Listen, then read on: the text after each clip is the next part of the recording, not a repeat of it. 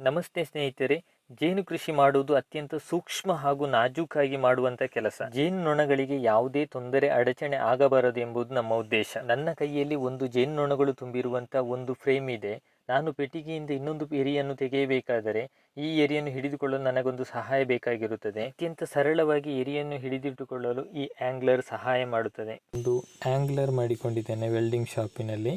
ನೋಡಿ, ಇಲ್ಲಿ ಆ ಕಡೆ ಈ ಕಡೆ ಸೆಟ್ ಮಾಡಿದ್ರೆ ಆಯಿತು. ತುಂಬ ಈಸಿಯಾಗಿ ಹ್ಯಾಂಡಲ್ ಮಾಡ್ಬೋದು. ನೋಡಿ, ಇಲ್ಲಿ ಒಂದು ಯು ಕ್ಲ್ಯಾಂಪ್ ಟೈಪ್ ಮಾಡಿಕೊಂಡಿದ್ದೇನೆ.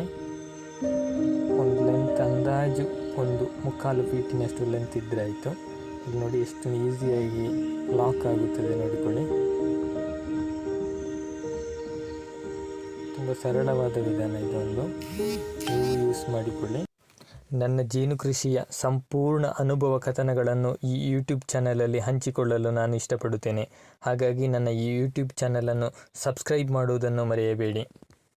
ಜೇನು ನೊಣದ ಶತ್ರುವಾದಂಥ ಕಣಜದ ಹುಳವನ್ನು ಹೇಗೆ ಸಂಪೂರ್ಣವಾಗಿ ಸುತ್ತುವರಿದು ಹೇಗೆ ಕೊಲ್ಲುತ್ತದೆ ಎಂಬುದನ್ನು ನೀವು ನೋಡಿ.